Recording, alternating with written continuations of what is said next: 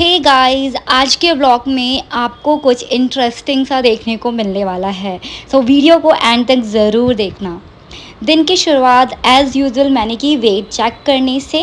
Wait check ना daily मैं नहीं करती हूँ और ना करना चाहिए, और जो 1 kg 2 kg बढ़ता है और लोग परेशान हो जाते हैं, मुझे मैसेजेस करते हैं कि मैम हमारा तो कल 50 था, आज हमारा 53 हो गया। So that is normal fluctuation. Okay guys, then मैंने सुबह उठ के अपना बेड ठीक किया और 1 लीटर पानी पिया। देन आज मैं थोड़ी फ्री थी तो मैंने सोचा क्यों ना आज सुबह सुबह ही जिम कर लिया जाए, सो डैट मैं पूरे दिन फ्री रहूँ और अपना काम कर सकूँ।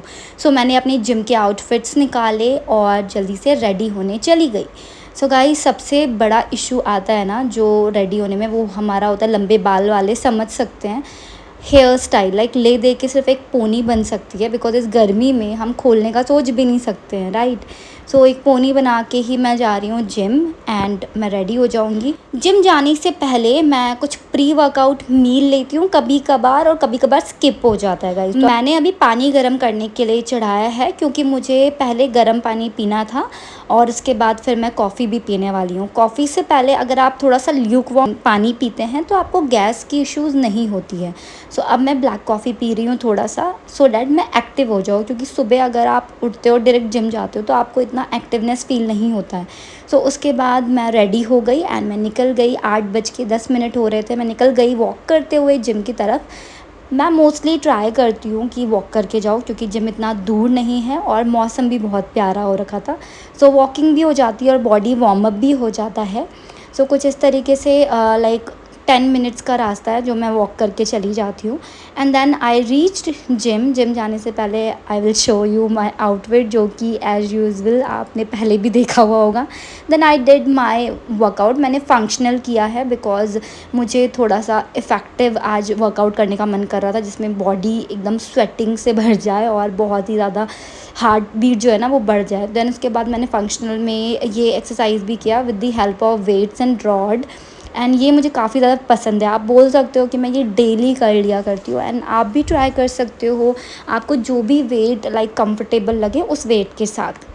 देन मैंने ट्रेडमिल में 100 कैलोरीज़ बर्न करी बाय रनिंग एंड वॉकिंग, दोनों लाइक स्प्रिंट करा था मैंने। इसके बाद मैं घर आई, क्योंकि मैंने ना अपनी सीड्स को सोक करना भूल गई थी रात को, तो मैंने अभी अपनी सीड्स को सोक करना चालू किया, जिसमें मैं इसमें डालती हूँ BECIL seed, cucumber seed, sunflower seed and flax seeds. And guys, इसमें मैं आलमंड्स, वॉलनट्स, अंजीर और एप्रिकॉट को ऐड करती हूँ और पानी में डाल के रखती हूँ। सो डेट्स भी आप डाल सकते हो 2 से 3, सो डैट इससे आपको काफ़ी अच्छे न्यूट्रिशंस की वैल्यूज़ मिल सकती है और आपकी हेयर और स्किन के लिए बहुत अच्छा होता है। अगर आपको इसकी रेसिपी प्रॉपर चाहिए तो बताना, मैं शेयर करूँगी। Then I went to take the shower. उसके बाद मैं रेडी हो गई अपना स्किन केयर करके, मैंने पूजा किया। तब तक मेरे सीड्स सोक हो गए थे और फिर उसके बाद मैंने अपनी सीड्स कंज्यूम करना स्टार्ट किया। ये इतने ज़्यादा होते हैं ना कि इससे काफ़ी ज़्यादा पेट भर जाता है। खाते खाते मुझे कॉल आया मेरी दीदी का, और हमें याद आया कि हमारा एक पार्सल था जो कि बहुत ही यूनिक था और मैं पहली बार ट्राई करने जा रही थी और मैं बहुत एक्साइटेड भी थी। सो फर्स्ट तो आप देख सकते हो चपाती मेकर है, और सेकंड उससे ही बड़ा बॉक्स है जो कि कवर्ड है। तो आप गैस करके बताना कि उसमें क्या हो सकता है। वैसे तो मैं अभी अनबॉक्स करने जा ही रही हूँ और मैं बहुत ज़्यादा एक्साइटेड हूँ, क्योंकि ये सारी चीज़ें मैंने लाइक फ़र्स्ट टाइम ट्राई करूँगी, एंड ये ना उन लोगों के लिए बेस्ट होती है जो कि बैचलर्स होते हैं।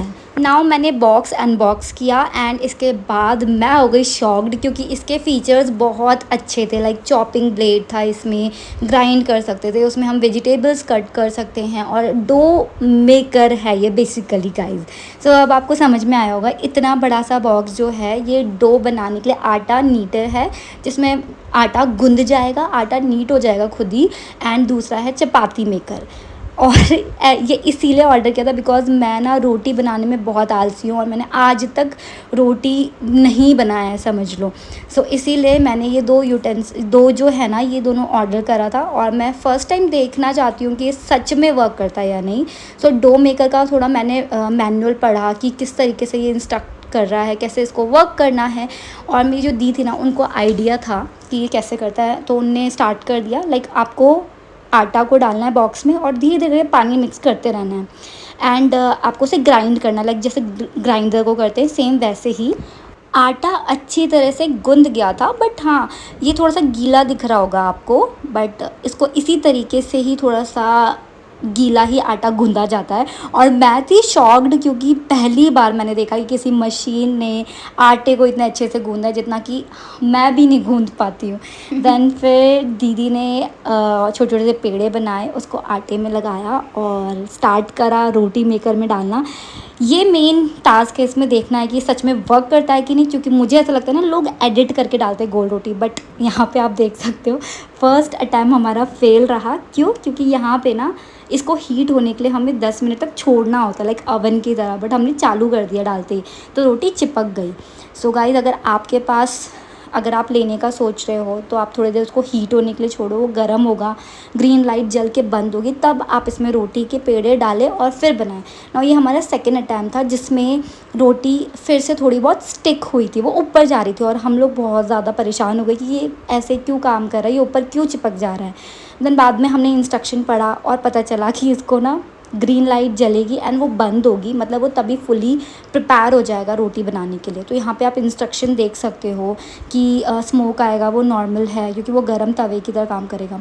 एंड यहाँ पे जो हमारी थर्ड रोटी थी ना, वो थोड़ी सी प्रॉपर जाके बनी थी, एंड हमें थोड़ा सा लग रहा था कि लाइक पक रही है कि नहीं पक रही है, बट हाँ, ये जो सेकंड रोटी थी ना वो ठीक ठाक बनी थी। एंड फिर दीदी ने बोला कि कंचन अब तू बना, क्योंकि बनाना तो इवेंचुअली मुझे ही है, मेरे लिए था। सो मैंने पेड़ा बना के डाला, और इसके बाद प्रेशर इतना ज़ोर से मैंने डाल दिया कि रोटी कुछ इस तरीके से बाहर आई। ये फट गई और ये भत्तर टाइप की हो गई थी। हम लोगों को लगा ये कैसे हो रहा है, बट इसका टेक्निक होता है, कुछ ट्रिक्स होते हैं, थोड़ा प्रैक्टिस करना पड़ता है, और उसके बाद फिर आप इसके लिए प्रो हो जाते हो रोटी बनाने में। सो उसके बाद मैंने जब रोटी वोटी बनाई, हम लोग ने वहाँ पे खा भी लिया वो रोटी और सब्ज़ी, और वो बहुत टेस्टी था। एंड देन मैंने घर आके मैंने फिर अपना कर्ड विथ मैंगोज़ खाया। 2-3 रोटी और मैंगो और कर्ड खाने के बाद का ये था मेरा belly update, and this is my biceps guys, because I am doing some weight lifts, and this was all for today's. Bye bye, see you in my next vlog. Bye bye. Don't forget to like, share, and subscribe.